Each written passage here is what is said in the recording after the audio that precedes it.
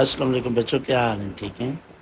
आज हम unit number 17 का लेक्चर नंबर 7 डिस्कस करेंगे। लेक्चर नंबर 7 में जो हमारा मेन एसएलओ टॉपिक होगा वो होगा graphical representation of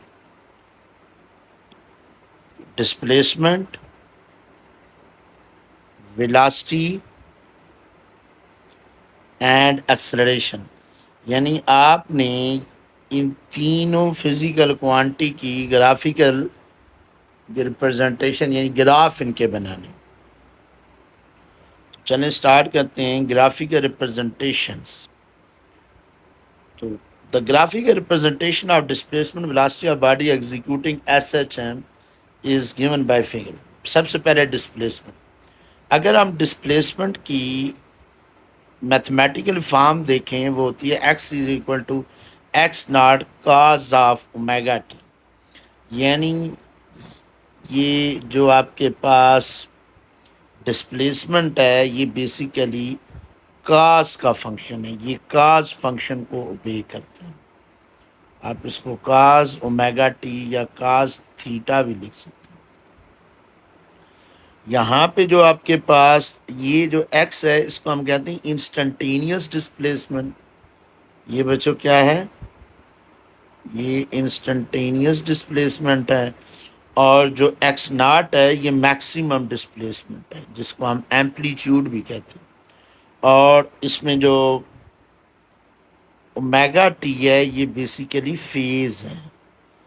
omega T क्या है? ओमेगा टी जो है फेज है जो कि थीटा के इक्वल होता है। अच्छा, अगर आप इसका ग्राफ बनाए ना, जो पिछले लेक्चर में हमने ग्राफ बनाया भी था, टाइम ज़ीरो अगर हम पुट करेंगे, ठीक है, यानी अगर आप इस इक्वेशन को फर्दर अगर आप इस तरह लिख लें, x not cause of omega की जगह लिखें 2 pi capital T into small T. तो टाइम की जगह अगर आप ज़ीरो पुट करेंगे तो ये प्लस एक्स नाट आएगा, पॉजिटिव मैक्सिमम वैल्यू आएगा। फिर आप टाइम की जगह आपने पुट करेंगे t/4 क्वार्टर पार्ट, इसकी वैल्यू ज़ीरो आएगी। फिर आप पुट करेंगे टाइम की जगह t/2, ठीक है, तो ये नेगेटिव मैक्सिमम आएगा। t/2 पे इसकी जो वैल्यू आएगी वो नेगेटिव मैक्सिमम आएगी। वो क्या आएगी सर? Negative maximum. अच्छा, फिर आप टाइम आप लेंगे 3t/4। पिछले लेक्चर में इसका सारा वो मैंने समझाया हुआ है। इसमें आपने वो लिखना नहीं है, बस आपने डायरेक्ट आपने ये पॉइंट सेलेक्ट करके, तो जब स्मॉल टी कैपिटल टी के आएगा तो 2 पाई 360 डिग्री, तो यहाँ पे आपके पास पॉजिटिव मैक्सिमम है। ठीक है, तो ये आपके पास ग्राफिकल रिप्रेजेंटेशन डिस्प्लेसमेंट किया जी, कॉस का फंक्शन है। कॉस का ग्राफ मैक्सिमम से स्टार्ट। उसके बाद नेक्स्ट जो है वो है वेलोसिटी। अब बच्चों जो वेलोसिटी है, the velocity of the particle, उसकी जर्नल ये इक्वेशन है। तो हम क्या कहते हैं, हमने ये इक्वेशन जब हमने यूसीएम का टॉपिक पढ़ा था तो हमने ये बेसिकली कुछ यूँ इक्वेशन लिखी थी, अगर आपको याद हो तो ये इक्वेशन हमने कुछ यूँ लिखी थी,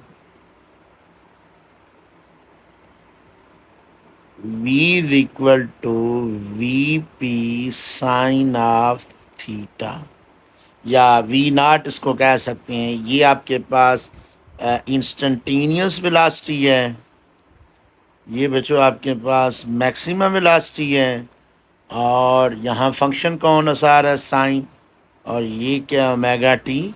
सर ये फेज है, तो यहाँ पे आपने ये चीज़ें मेंशन कर देनी है। अब कास का फंक्शन, अब कास का जो ग्राफ आता है वो ज़ीरो से स्टार्ट होता है। यानी अगर आप टाइम ज़ीरो पुट करेंगे, इस इक्वेशन को अगर आप यूँ लिखते हैं v is equal to v naught sine of omega की जगह आप लिखते हैं 2 pi capital T into small t. Small t की जगह अगर आप वैल्यू पुट भी करेंगे, जब आप स्मॉल टी की जगह ज़ीरो पुट करेंगे तो ये टर्म ज़ीरो हो जाएगी। ये टर्म जब ज़ीरो होगी तो साइन ज़ीरो पे ज़ीरो होता है, तो यहाँ पे निशान आएगा।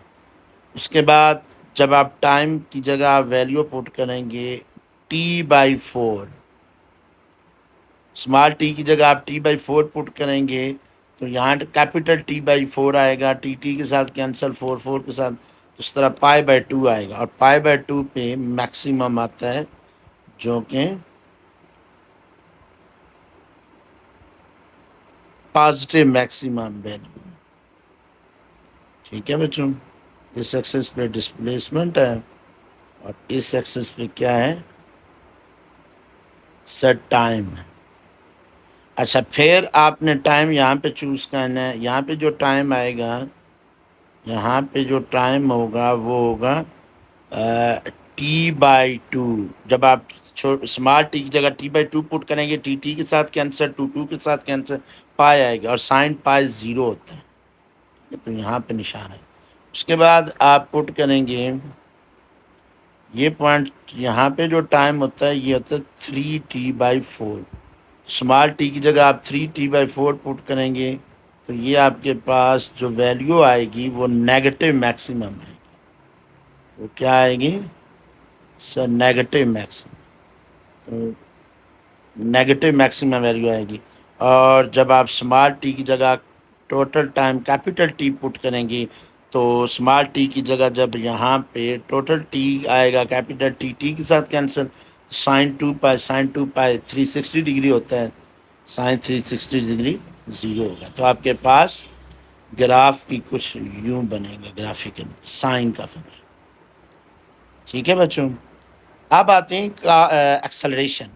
अब हमने एक चीज़ पढ़ी हुई है कि जो एक्सेलरेशन होता है वो बेसिकली उसकी इक्वेशन होती है सिंपल हार्मोनिक मोशन में -ω²x। अब x किसके इक्वल है सर? अभी हमने पढ़ा है कि जो x होता है ये होता है x0 cos ऑफ ω/t। ठीक है, तो आपने x की जगह क्या पुट कर दिया, cos of ω/t, x0 cos of ω। अब ये जो x0 cos of ω² into x0 है, ω² इंटू x0 है, ये मैक्सिमम एक्सेलरेशन की इक्वल है। ठीक है ना, एक्सेलरेशन होता है ω²x। अगर x की जगह मैक्सिमम डिस्प्लेसमेंट आएगा तो एक्सेलरेशन भी मैक्सिमम होगा, a0। ठीक है, मैक्सिमम एक्सेलरेशन क्या होता है, ω² x0। तो ये जर्नल इक्वेशन है। अब इसका फंक्शन कास का ही बनेगा, लेकिन नेगेटिव साइन होने की वजह से वैसे कास यहाँ से स्टार्ट होता है, ये नेगेटिव होने की वजह से ये नीचे से स्टार्ट होगा। तो यहाँ पे आप वैल्यू भी पुट करके चेक कर सकते हैं। आप एक्सेलरेशन आएगा a is equal to -a0 maximum into cos of ω/t। Omega होता है 2 pi capital T into small t. इस एक्सिस पे एक्सेलरेशन है, यहाँ पे मैक्सिमम एक्सेलरेशन है पॉजिटिव, यहाँ पे नेगेटिव मैक्सिमम है। तो अगर आप स्टार्ट करते हैं यहाँ पे टाइम ज़ीरो है, जब आप टाइम ज़ीरो पुट करेंगे तो ये वाली जो ब्रैकेट में है ये टर्म ज़ीरो हो जाएगी। अब का 0 1 आएगा, बैड -1 है, -a0, इसीलिए ज़ीरो पे जब टाइम ज़ीरो है तो एक जो एक्सेलरेशन की वैल्यू है नेगेटिव में आएगी। पॉइंट समझ आ गया? अच्छा, नेक्स्ट जो चीज़ है, अब जब टाइम जो है वो t/4 हो, क्वार्टर हो, तो स्मॉल टी की जगह t/4 पुट करेंगे, t/4, टी के साथ कैंसिल, 4 के साथ कैंसिल, π/2 आएगा, और π/2 90 होता है, cos 90 पे ज़ीरो, तो यहाँ पे आएगा। उसके बाद आप पुट करेंगे, टाइम आप चूज करेंगे 3t/4, सॉरी t/2 पुट करेंगे क्योंकि उसके बाद t/2 आता है। ठीक है, t/2 पे क्या होगा, t/2 पे क्या होगा जब आप टाइम t/2 पुट, तो स्मॉल t की जगह आप यहाँ t/2 पुट करेंगे, t के साथ कैंसिल, पाई पाई के साथ, टू के साथ कैंसिल, कास पाई आएगा, pi 180 degree, cos 180 degree, minus by minus है, माइनस माइनस प्लस हो जाएगा, इसकी वैल्यू जो आएगी वो पॉजिटिव A0 आएगी। आप पुट भी करके साथ साथ, जो मैं साथ साथ समझा रहा हूँ ना, ये आप पुट कर लें क्योंकि हम पिछले टॉपिक में हम ये कर चुके हैं, तो अब ये दोबारा करने की ज़रूरत नहीं है। लेकिन ये है कि अगर आप पेपर में आ जाए तो आप करके सॉल्व कर सकते हैं। ठीक है, तो ये आपके यहाँ पे